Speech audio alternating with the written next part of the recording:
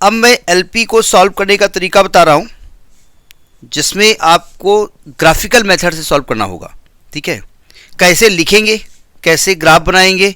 Graph में 99% आपको graph available नहीं होगा, ग्राफ नहीं मिलेगा वहाँ पर। ठीक है, और बिना ग्राफ के आपको एग्जैक्ट आंसर भी निकालना होगा। जैसे क्वेश्चन जो दिया है उसमें ज़रा पढ़िए, यही वाला क्वेश्चन है ना। Solve the following LP graphically, maximum z is 2x1 plus 3x2, यही है ना। सब्जेक्ट टू कांस्टेंट है x1 plus x2 is less or equal to 1, 3x1 plus x2 is less or equal to 4 and x1 x2 is greater equal to 0। पहली बात समझ लीजिएगा, graphical method से आप उन्हीं क्वेश्चंस को सॉल्व कर पाएंगे जिनमें वेरिएबल दो ही होंगे। नहीं समझे? मतलब अगर x1 x2 x3 हो गए, अभी हम थोड़ी देर पहले जब हम फॉर्मुलेट कर रहे थे तो x1 x2 x3 भी था, उन्हें ग्राफिकल मेथड से सॉल्व करना थोड़ा सा टफ है। ठीक है, अब 3D में जाकर के सॉल्व करने अलग की बात है। तो देखिए सोल्यूशन क्या होता है, तरीका समझिएगा। इसमें मैक्सिमम z दिया गया है 2x1 प्लस, एक बात और ध्यान रखिएगा, प्रैक्टिस क्वेश्चन की कर लेना, क्योंकि एलपी को सबसे लॉन्गेस्ट सोल्यूशन के रूप में माना जाता है, जहां सोल्यूशन बहुत लंबे होते हैं। ठीक है, और सब्जेक्ट टू, अच्छा कहीं कहीं में केवल ST लिखा होता सब्जेक्ट टू, और कहीं कहीं पर कांस्टेंट भी लिखा होता, जो आप लिखें। तो आप सब्जेक्ट टू कांस्टेंट लिखिए, याद कॉन्स्टेंट्स होता है, पता चला कि कांस्टेंट याद कर रहा है स्टूडेंट। क्या है आपका, x1 plus x2 is less or equal to 1, 3x1 plus x2 is less or equal to 4, x1 is greater or equal to 0, x2 is greater equal to 0। देखो पहली बात अभी थोड़ी देर पहले हम बता रहे हैं कि इन क्वेश्चंस में वेरिएबल दो होंगे। ये कांस्टेंट बहुत सारे हो सकते हैं, समझिएगा, ये बहुत सारे हो सकते हैं, यहाँ वेरिएबल दो होंगे। तो इसको सॉल्व करने का तरीका होता है कि आप मैक्सिमम z का काम छोड़ दो। सबसे पहले हम क्या करेंगे, सब्जेक्ट टू कांस्टेंट्स की इक्वलिटी को, इनइक्वलिटी को इक्वलिटी में चेंज करेंगे। We change inequality equality into equality. सबसे पहले तो ये काम करेंगे हम। देखो अब ये ग्राफिकल में डायरेक्ट हम कर रहे हैं, हम सिंप्लेक्स की बात करेंगे तो वहाँ ऐसे नहीं चेंज करेंगे, उसका एक तरीका होता है, उसके अभी बाद में बात करेंगे।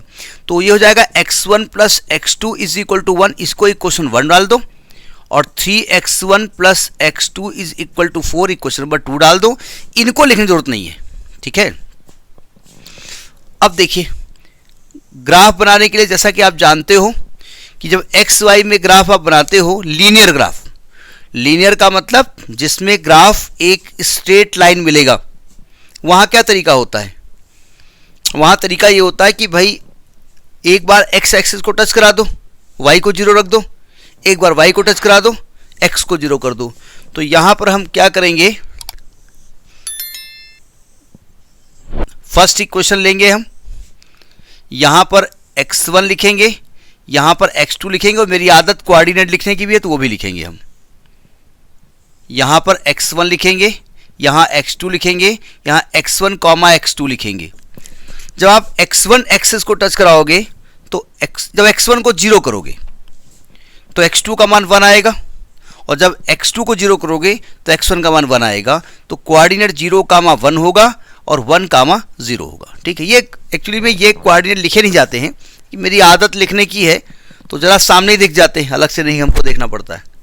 ये इक्वेशन 1 का हमने ग्राफ की वैल्यू ली। इक्वेशन 2 पे भी आ जाओ डायरेक्ट। यहाँ पर x1 की वैल्यू होगी, यहाँ x2 की वैल्यू होगी, और यहाँ ग्राफ होगा।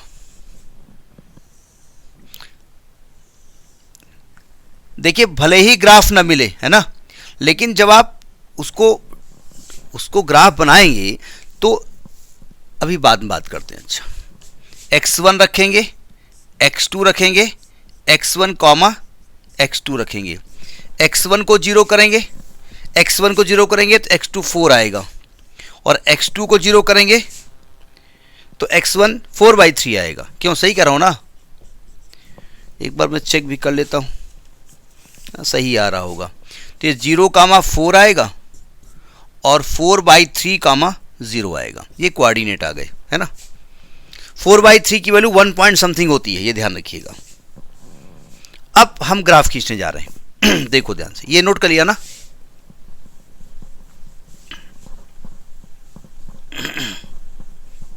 देखो क्वेश्चन चाहे आपकी बुक में जो भी आपको दिया जाए, जितनी प्रैक्टिस कर सकते हो उतनी करिएगा, क्योंकि यहाँ प्रैक्टिस बहुत मेन चीज़ है। आगे चल के बहुत ज़्यादा हौच पौच होने वाला है, बहुत सारे मेथड्स आने वाले हैं, तो वो ध्यान से समझिएगा। देखिए मैं ग्राफ खींचने जा रहा हूँ। एक x1 एक्सिस होगी और एक x2 एक्सिस होगी। आप ग्राफिकली में आप चाहो तो xy मान सकते हो, क्योंकि हमें आगे चल के x1 x2 x3 x4 से रूबरू होना है, इसलिए हम x1 x2 ही मान रहे हैं। देखो पहले ग्राफ में देखिए ध्यान से, पहला कोऑर्डिनेट 0,1, 0,1 किस एक्सिस पर होगा?